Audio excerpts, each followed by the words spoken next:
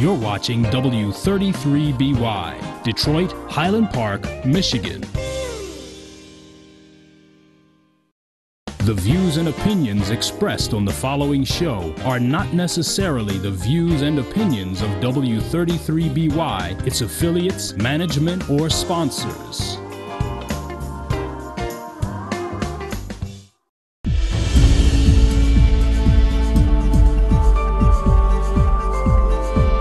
You're watching Detroit's own WHPR TV. Detroit Live. Wake up, Detroit. I'm Joanne Watson, and this is your wake-up call.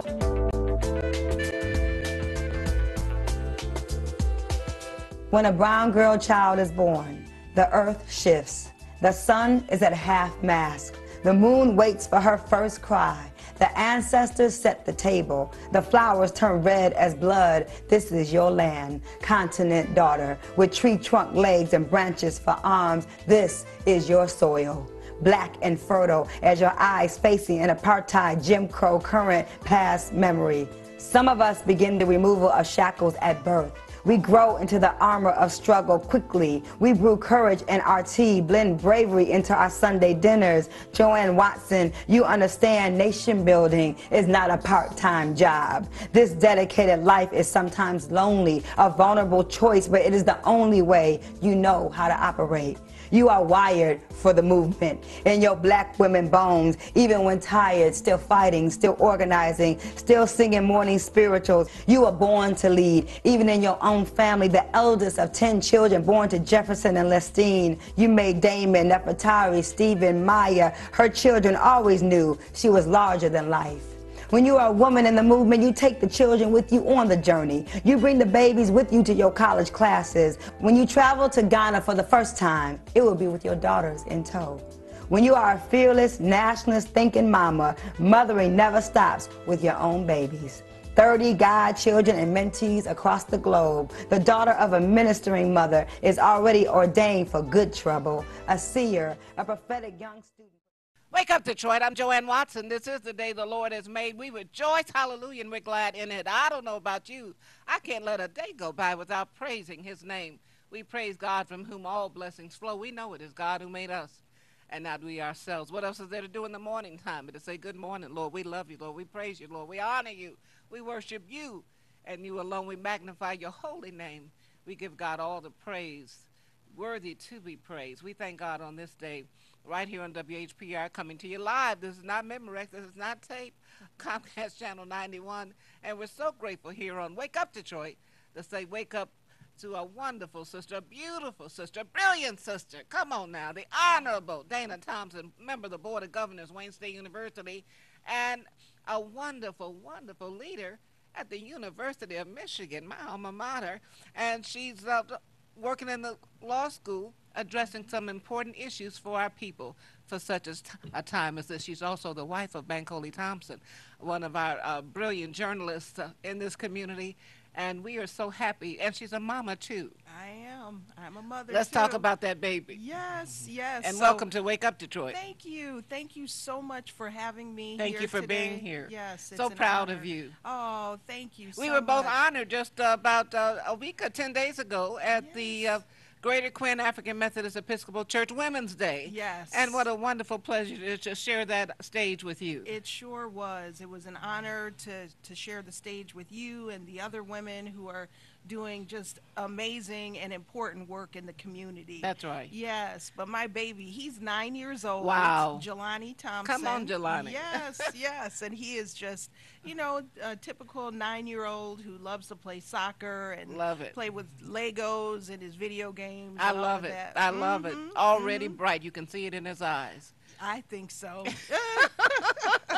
Last time I saw him, I called him baby, and he kind of looked at me quizzically with a shy smile, like I'm not a baby anymore. Right, that's right, yeah. That's what his eyes were saying. But he was respectful and yes. sweet. Oh, thank you. And I spoil the babies. I just love it. Yes, absolutely. We have to. That's right. That's right. They are the Can I key. love them too much? You can't. No. You can't. It is so important that they have love and that they're secure. That's right. And they know that they've got an important place in the family and in our community. because these are our future leaders. That's exactly right. And it's so wonderful that you have wrapped yourself around the field of education, not only in your vocation at the Yes. University of Michigan, but also in your avocation as an honorable member of the Board of Governors. So we could call you just Governor Thompson. Oh, thank you. Yes. I mean, I know that education is what has helped me to Yes. get to where I am today.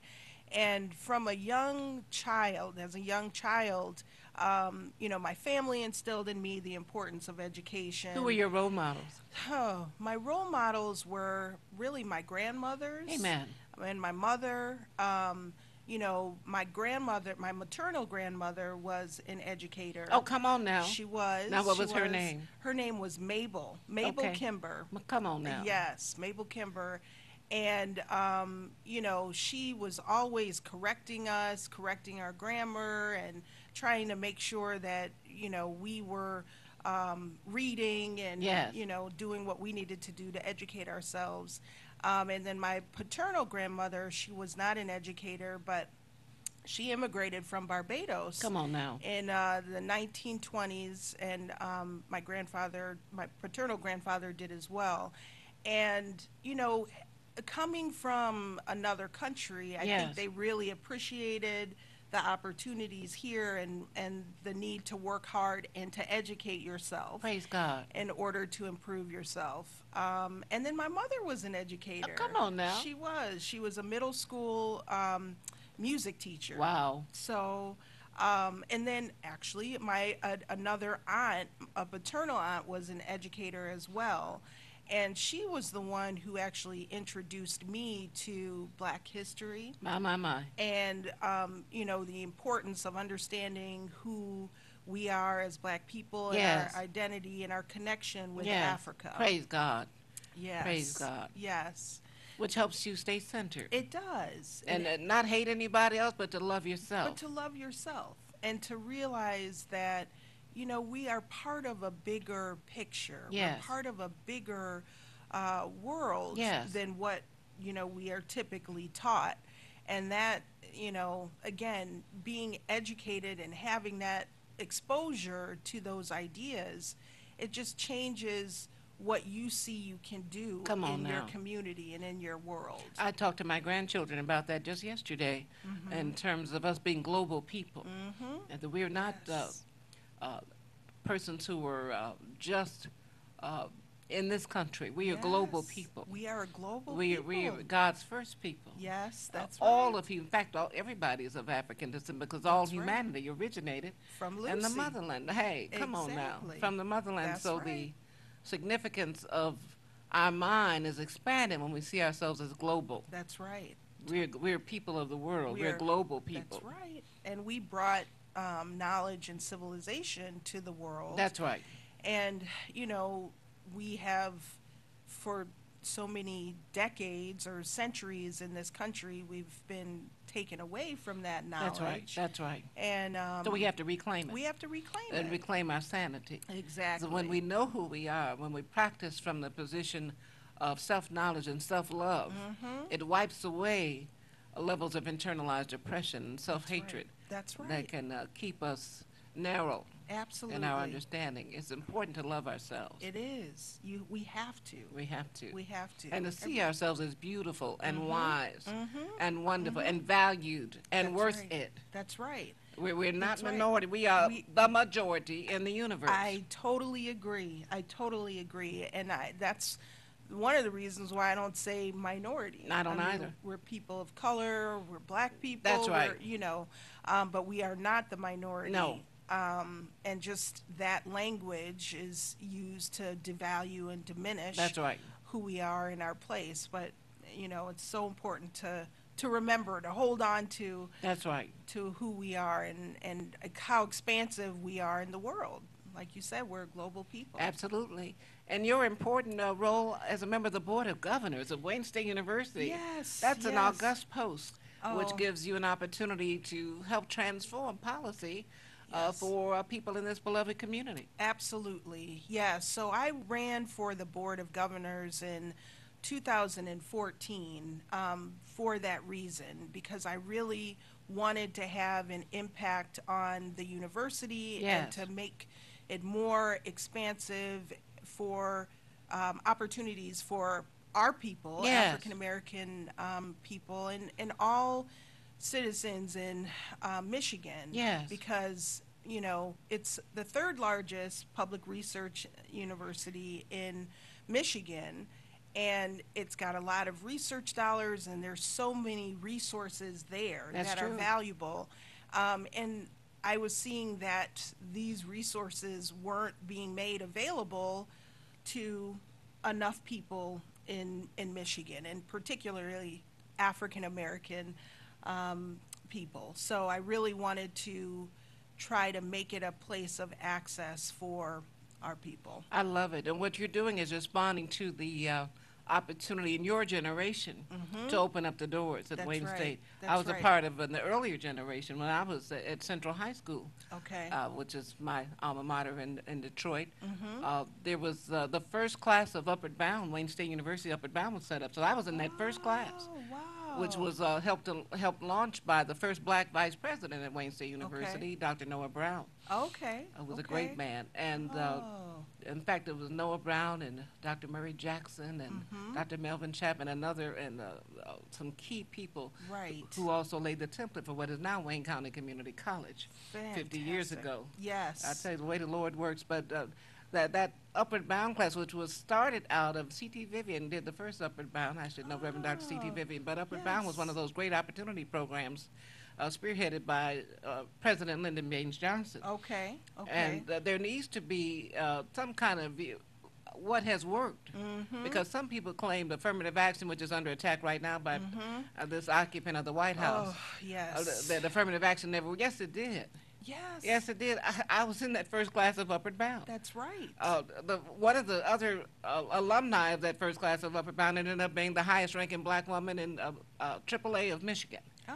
Oh. Another was a doctor, another was an Yes. attorney. So when you look at the field of graduates from Upward Bound, just at one university, Wayne Right, State, right. It covers multiple disciplines, and everybody has achieved. Everybody graduated from college. Absolutely.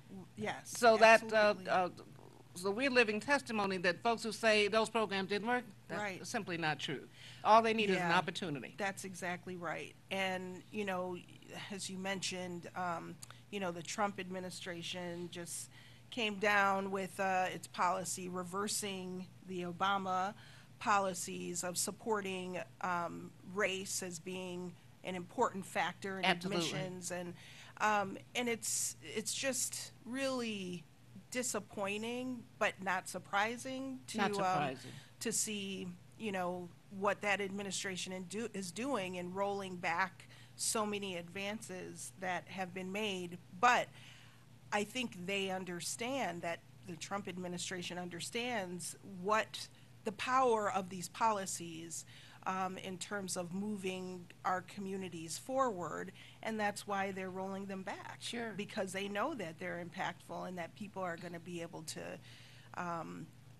achieve. And it's just unfortunate that they're using such divisive politics to try to win over their base.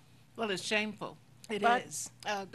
Praise God, there is a higher authority than politics. Yes, that's So, right. those That's right. who truly understand know that even when things appear to be going down the wrong path, change is always a part of life. That's right. And all we have to do is keep working. You can't just pray without work. You got to pray and work. That's right. We have to work, which means we have to organize and organize and organize, and things can change. Look at Yes. how the Me Too movement, Time's Up, has Yes. transformed situations for women across the board in this country. Yes, it has. It's been such a powerful movement, and just what has been really encouraging for me since November 9th of 2016 is that people are willing to, not willing, people are resisting. Yes. People are standing up. That's people are right. saying, we're not going to take this anymore. That's right.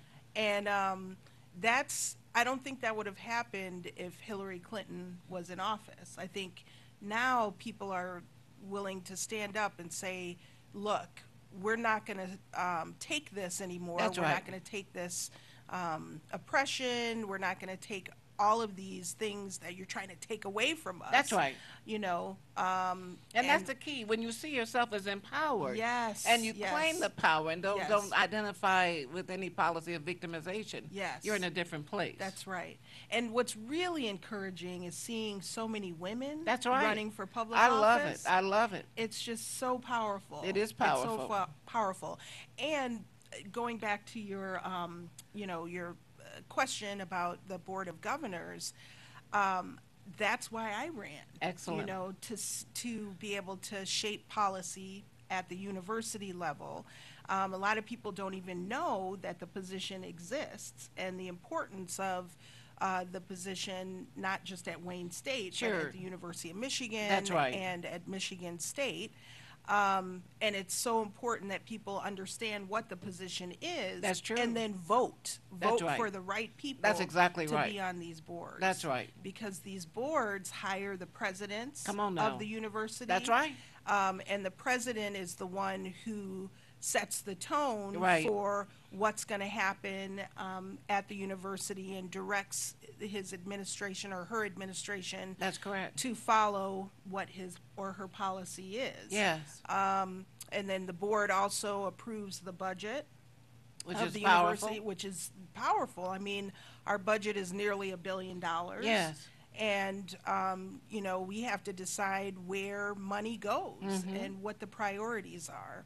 And we also decide the academic programming as well. So it's just so important that, again, people understand what these boards do and think about perhaps running for a board position. That's true. And perhaps attending board meetings. And definitely attending board meetings. Because one of the things with Yes. one of my 4 children graduated from Wayne State University Law School That's great. and is doing well. Yes, But the yes. law school, when she attended, it didn't have a huge amount of black students, but it was fairly representative. Yes, But the percentage of attendees of African descent has dropped it has. precipitously since It my has. daughter attended Wayne State, and so has the African American and African participation in the medical school. Yes. It has dropped precipitously It in the has. last decade. So Yep. we need to stand guard, raise our voices, and Absolutely. demand that there be some attention given to the recruitment and the admission and the development. Don't let students graduate from high school or graduate from Yes. college not consider Wayne State University as a potential and make sure that they get the proper treatment. Absolutely. I completely agree. These are things that it's important for the community to come out and hold the university accountable for making sure that we are educating, retaining, and graduating That's right. our students. And the faculty should And the represent faculty, the community. absolutely. Wayne State University is public Yes, supported. yes, It's a we public are. university It's a- like University of Michigan, like Michigan State. That's right. And public universities mean they operate on public funds. Exactly. That's right. We operate on public funds. The state has been withdrawing its support for public universities over the past 10, 15 years. And the state used to give us 2/3 of our operating budgets, and we got 1/3 of it from tuition. Yes. And now that has flipped, Wow. where we're getting only 1/3 from the state and 2/3 from tuition. Which makes it possible for tuition to have to be increased, which limits admission. Absolutely. That's It limits terrible. admission. It makes it harder for for people who don't have means So to how go can to the school. state do that while having a rainy day fund, a surplus? I agree. Wow. I mean, what it is, it's misplaced priorities. My Lord. It's not looking at higher education as a necessity. It's looking at it like it's a privilege or it's something extra. And again, that goes back to the votes. We have It to put the goes right back to people the in vote. at the state government. Exactly. Because it was also the state that got rid of Highland Park Community College. That's right. Which was a treasure.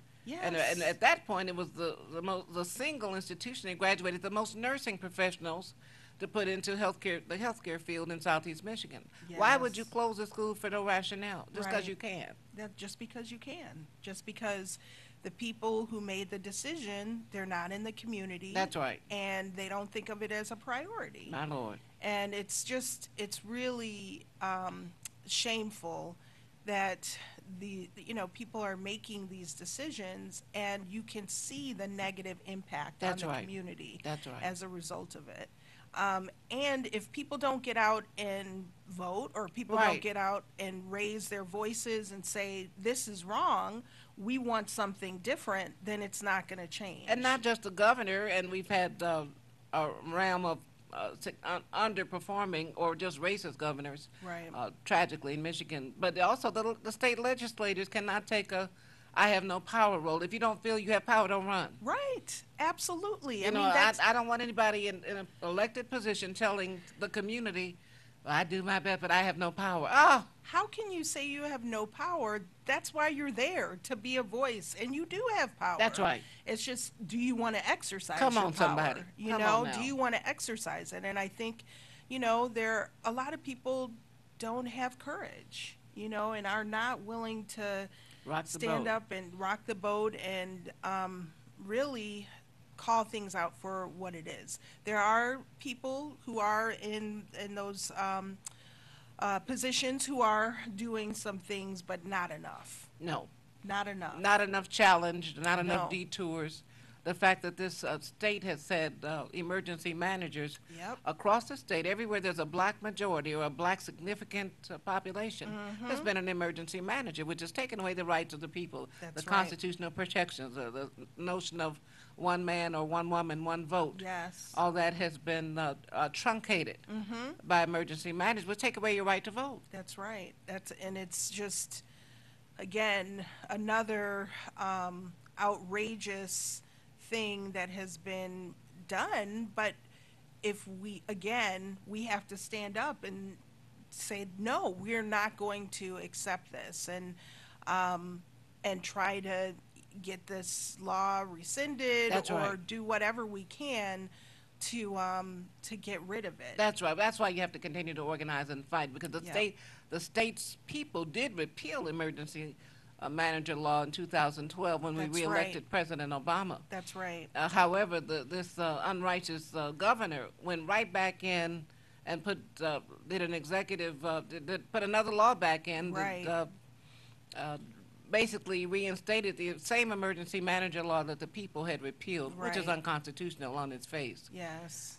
Yes. We have to continue to fight. We have to continue to organize and litigate where necessary. And litigate where necessary. Absolutely. The notion of protecting the rights of the people is part of what you do at University of Michigan Law School. Yes, yes. Let's talk about that. Absolutely. So I run a program that provides legal services to small businesses, entrepreneurs, social enterprises, anybody who is trying to start an organization or a company.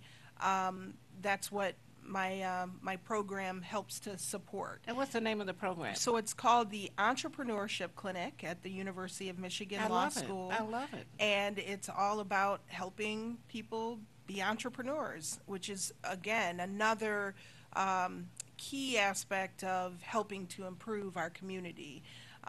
We need to have political rights, and we need to have political power. Right. But we also need to have economic power. Absolutely. And if we don't have jobs, if we Right. don't have money in our communities, if we don't have necessary products and services, then our communities are not going to flourish. We have to own. We have to not just be own.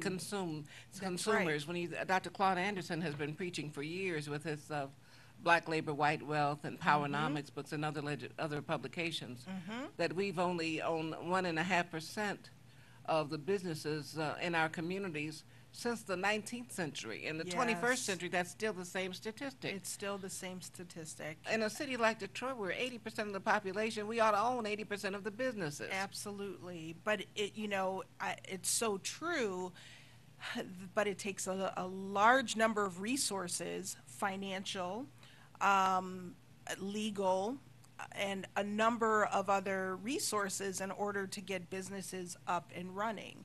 And what I've found, I've been teaching this clinic since 2012, but I've been working with small businesses in Detroit, nonprofits in Detroit, since 2005. Wow. Providing them with legal resources. And I've found that people just don't know where to go for the support, for the legal support, and people don't know how to get, people are able to get financial resources together to get the business started. Sure. But not to necessarily sustain it. That which means you need a business plan. Which means you need a business plan, which means you need actually sources of financing that are not necessarily available in our community. Yes. For example, a lot of the startups that are, creating these apps or different technologies. Yes. People who are starting these have access to what we call venture financing or Yes. angel financing from people in a startup community that look at these other young companies and want to get them supported. But they tend to be mostly white Yes. and male, and there are not a lot of women or people of color who are starting these kinds of businesses or even have access to them. And so we need to have similar types of resources, angel financing, which is basically money from an investor Sure. who's willing to invest and maybe get a return, maybe not. Sure. But just to try to get these companies up and running. And that's something that's missing in our community. It that is. It is angel missing. and venture financing. So And many of our community members are not even aware that there used to be a plethora of black businesses in Detroit. Yes. Really, they were developed out of necessity. Out of because there was such necessity. institutional racism, white supremacy, which did not allow residents in Detroit to stay in white-owned hotels or Right. to even be buried in white cemeteries. So Right. we had black printing companies and black restaurants, and even black pharmacies. yes. Black taxi cab companies in the Paradise Valley, Black Bottom, Hmm. that were part of our history, part of our culture. Mm-hmm. And then they put a freeway through. The Yes. Eisenhower administration put a freeway through Yeah. our black businesses, and there was a vocal promise that we'll rebuild. Of course, that never happened. Yes. In that- the name of urban renewal. Come on now, urban Yes. Negro removal. Negro, exactly. That's Is right. what it was. That's right. Absolutely. So, but we have the same capacity to build and to own and to patronize ourselves. Right now, we have the capacity right now to do that. do. We need do. to own our own business. Open up these shops that used to exist in the urban community. Open them up. Yes, Small absolutely. businesses really create 80% of the jobs That's right. in America. That's Not the right. big three, not the big four. That's exactly right. That's exactly right. And, I've seen the power of small business even through my family. My father had a small business on the east side of Detroit. Come on now. And, it was right across from what was then Finney High School. Yeah. And it was a record store, and, he sold clothing, and he was able to employ a few people from the community I love in it. in that shop, I love it. and provided a necessary, things that were not available other places in the community. Wow. My mother also, she had a piano studio. I love it.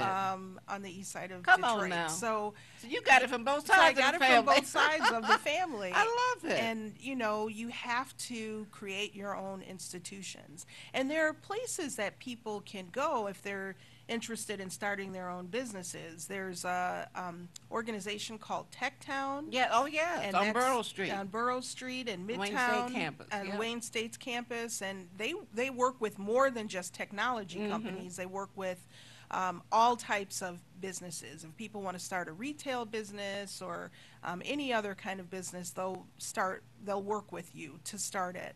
And there's an organization called Prosperous, which is through Southwest Solutions. Okay. And they work with neighborhood businesses as well, and they have a loan fund that they where they provide loans to people who may not have the best credit, but are willing and able to use the funds to run their businesses and everything. So yeah, there are resources available for Detroiters who want to start businesses. And there's a wonderful group called the Million Man Alumni.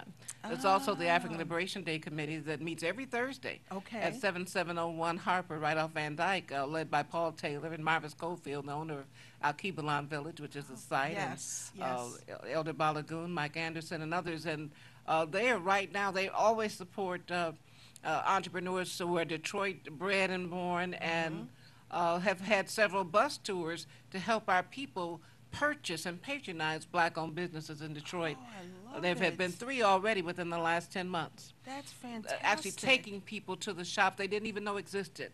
There's a brother right now opening up a huge grocery store, a market Okay. on the east side. Oh, And we're wow. supporting that brother as he starts go. We'll have more about that right after this break. Wake up, Detroit.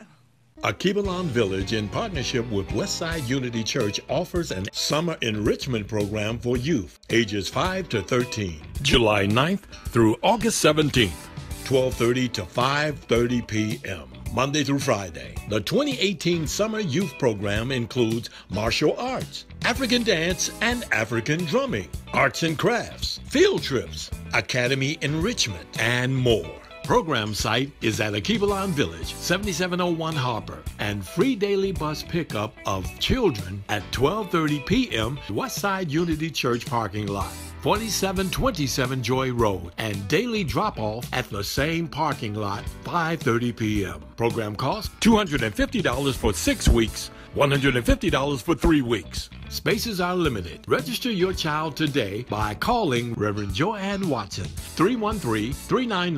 313-399-8797. Wake up, Detroit. This is the day the Lord has made. We rejoice and we're glad in it. I don't know about you, but I can't let one day go by without praising his name.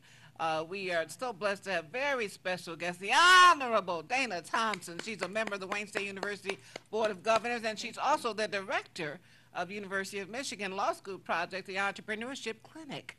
And it's a good thing to be talking about entrepreneurs in a city of Detroit that's had Black Bottom, Paradise Valley, that's had a history of entrepreneurs. Entrepreneurs like Barry Gordy. Remember, Motown got started as a small business. It sure did. Come on, somebody. It sure did. And actually, my father was a Motown writer, arranger, You better lyricist. say it. He was. Wow. Jimmy Roach was his name, and probably Now tell me his name again. Jimmy Roach. Okay. Jimmy Roach. He wrote. You know, Martha Vandella, she's a friend of mine, Martha Reeves. So I've got to remember that name to say it to my little sister. Yes, Yeah. absolutely. My Whole World Ended. Did you? My, yes. Yes, David Ruffin. Yes. Yes, he wrote that. Yeah, wow. Wow. Among other things. So I know Motown and have a special connection with Motown. You better say it. Yes. We love Motown. Oh yeah. Yes, we do. And how can we Motown not? artists. I tell when Aretha Franklin, I love Aretha Franklin. Yes, I do. I love Anita Baker. If you Detroit, Yes. if you were Detroit, I love the Winans That's and right. Clark sisters. Yes. Something about Detroit. Something about Detroit. Detroit and music and art and soul. Really, there's something about this place that There just is. has so much soul and people who express it in beautiful ways. So, and they do it Beautiful not ways. only with music, but in preaching. And that's You know, when I right. think That's about right. the great Paul Robeson, who was such a hero, such a brilliant man, they really don't have the Yeah. capacity to determine how bright Paul Robeson was, who spoke several languages, took over multiple fields. Right.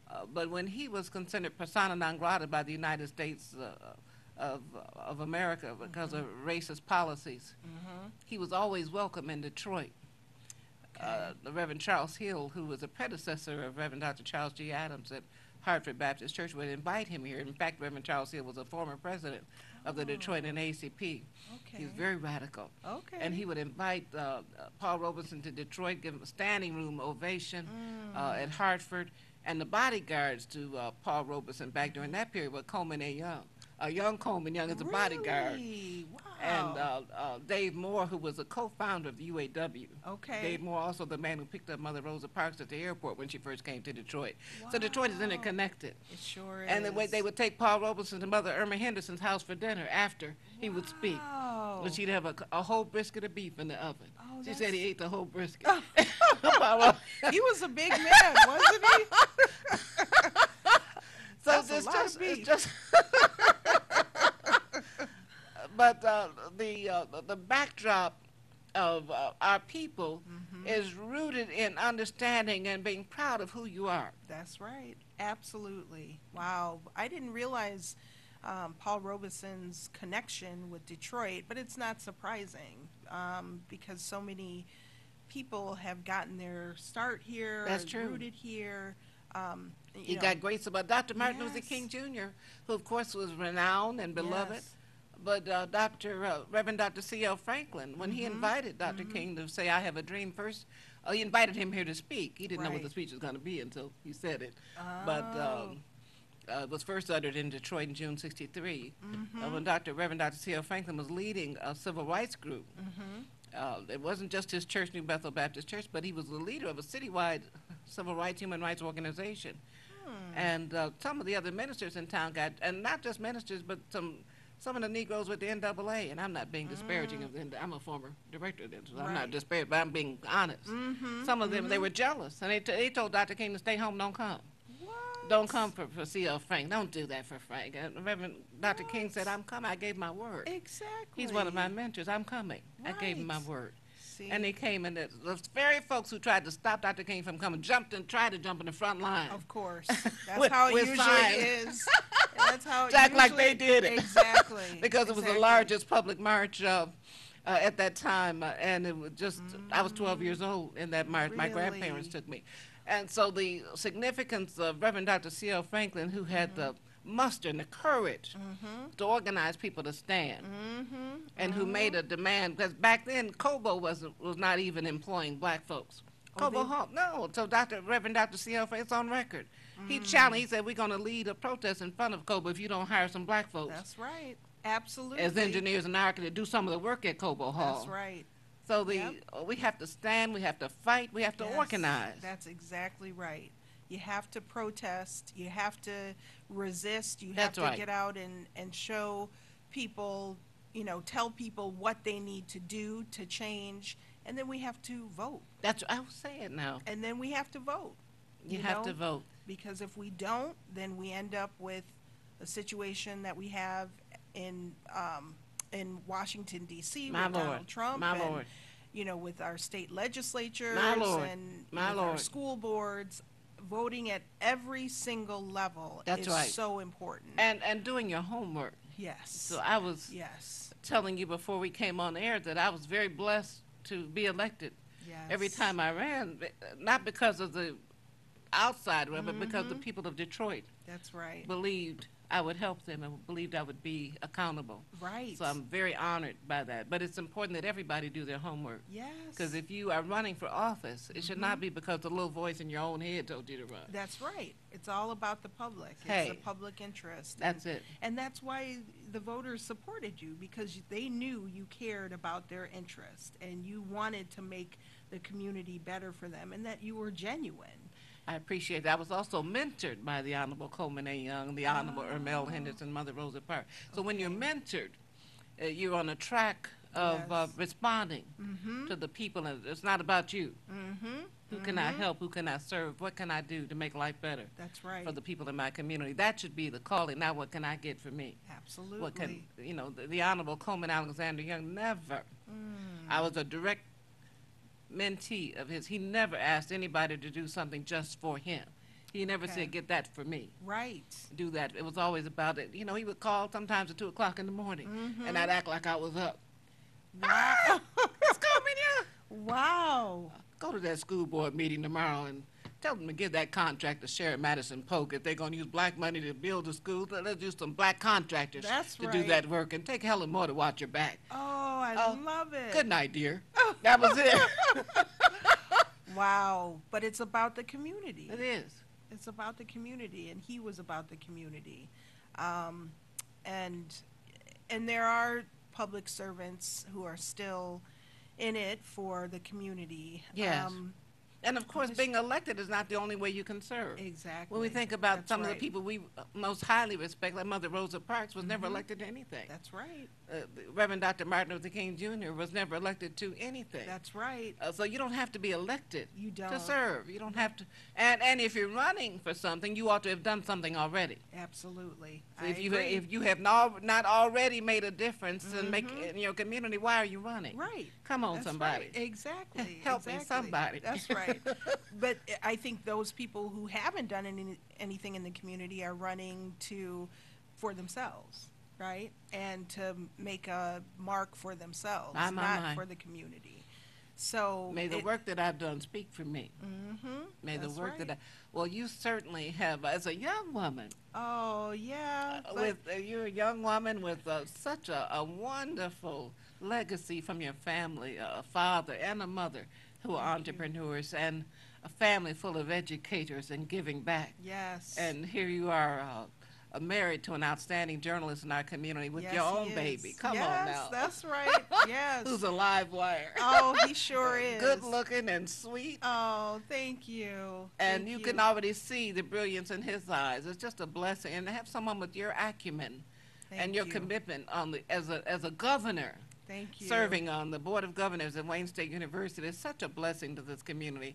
And I love the entrepreneurship clinic you're working with at University of Michigan, holding them Thank you. accountable. Absolutely. Making sure that, people who need the resources are getting them, the legal resources. I think there are a lot of things that people don't even realize are necessary to do as they're running a business or, setting up a The business. station that we're broadcasting on right now is an entrepreneur started by the great R.J. Watkins. That's right. R.J. That's Watkins right. started this because he had been a broadcaster at WGPR, as had I, doing wonderful, broadcasting The Scene and a number of other programs.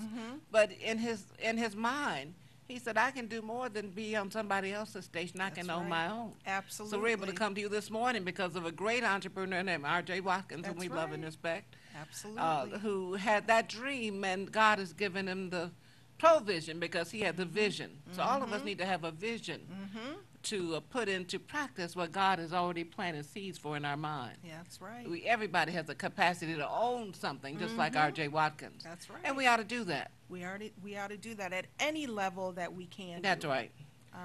Totally agree. There is everything that is necessary for our community to not only survive but to prosper. Those seeds are already within us. They're 'Cause we have already a there. power within that comes from the Most High God. Yes. We that's need right. to maximize Yes. that and see ourselves as empowered That's right. and worth it. I totally agree. Because we Just- make too much money that goes to other people. That's right. It goes about outside that. of our community. That's right, which is not wise. We got to leave something to our children I and our agree. grandchildren. I agree. And that's where it comes back to, we talked earlier about the importance of education, Yes. and knowing your identity, Yes. and where you come from. Yes. And when you know those things, when you understand and appreciate the importance of your culture, you realize you have to invest in yourself. Yes. And not, spread your money outside of the community. Yes. And think that other people with stores outside of your community are more valuable or are better than what you have there. You better say it. Know? Now, why would we want to take our money to 20 miles out of the city where folks are going to Right. follow you around like you're a thief, Right. where they're not going to respect you Exactly. necessarily, and where you are not going to have any return in your own community? There ought to be a right. return on your investment. There has to be. But a lot of that, I think, we can teach That's true. our young people. That's true. I think that is, really important to start. I'm seeing that at the University of Michigan, how a lot of students there are exposed to entrepreneurship Yes. through different programs Certainly. and courses that they can take. And a lot of them knew about entrepreneurship even before they got to college, when they were in high school Sure. or middle school. And we need to be doing the same things with our children. That's true. Exposing them to the importance of business ownership. And, Absolutely. showing them examples of R.J. Watkins and others That's right. in our community who've created businesses and are running them successfully. It's important for us to see ourselves as owners, as an empowered people, and not as victims, That's right. not as at the bottom of the economic scale. We need to change that paradigm, particularly in a city with such a preponderance of Africans like Detroit, because there has been a time when we did own and control our economic fortune. That's right. And we can reclaim that today. One of the avenues we have for that reclamation is this wonderful entrepreneurship clinic directed by our very special guest, Dana Thompson. She is the director of the entrepreneurship. I bet you didn't know University of Michigan had an entrepreneurship clinic. They do. They do. University we of do. Michigan Law School. And it's Yes. directed by the Honorable Dana Thompson, who also happens to be a member of the Board of Governors. So you could call her Governor Dana Thompson. She's a member of the Board of Governors, an elected member. You can't be on that board without being elected. Right. She's an elected member, elected statewide as a member of the Board of Governors of Wayne State University. That's an august position, and it's an important position because Wayne State University is one of the top 3 publicly supported institutions in this state. That's right. Absolutely. And again, it's a university for all of the citizens of Michigan. That's right. And people should come out to our board meetings. Yes. Our board meetings are, the dates of them are on the website. So people should come and listen to the things that we're talking about at the board meetings. And if people are concerned about what's going on at Wayne State University, then you should speak up and speak out and voice your concerns. You can actually come and speak at the end of the board meetings. That's right, public comment. And you can, you can comment publicly. You just need to inform the secretary of the board that you want to do that, and all of that information is on the website. So it's important that people, really understand the things that we're doing at Wayne State, and if people are concerned, come and speak up. And we should not take anything for granted Exactly. with any public institution, including Wayne State University. Absolutely. During my time on city council, I got a surprise call one day from one of the leaders at Wayne State University Upward Bound program that I referenced earlier, who knew I was an alumni of Upward Bound, and said the funding, federal funding is not secure, and we need some letters and some advocacy, some lobbying from Detroit on behalf of Wayne. I said, absolutely.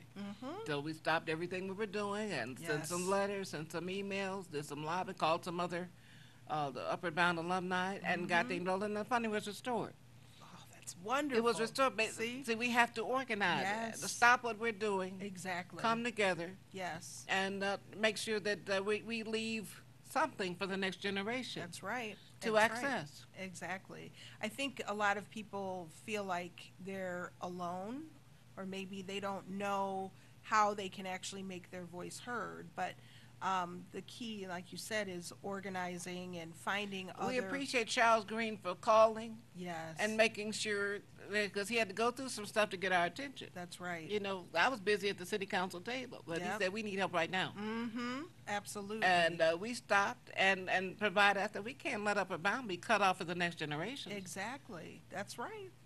That's We owe. We owe. we owe. So we're going to so make sure there's much. something left for the next round of people who are coming up who deserve a Yes. chance to go to college, Absolutely. to have access to higher education, and then to have careers and futures that are going to be guaranteed. That's right. Absolutely. Because right now, these same officials who are trying to truncate funding for affirmative action and programs like Wayne State University Upper Bound, these same people are building prisons based on the black and brown birth rate. Absolutely. Oh, which is The prison industry, where they're trying to re-enslave Africans in Right, America. It's a that's disgrace right. before God. it is a disgrace. It is a disgrace. But that's why it is so important that we do organize and we speak up. And I saw that example that you provided of how you saved Upward Bound is so important. Upward Bound helped save me. Yes. I would not have applied. I'm being honest. I would not have applied. Would not have had the assistance and the wraparound services to apply for a number of colleges without Upward Bound. It was part of our. It was part of what you did. Right. As an Upward Bound student, you took classes and workshops that prepared you to succeed. Yes. We have to do that at every level, right?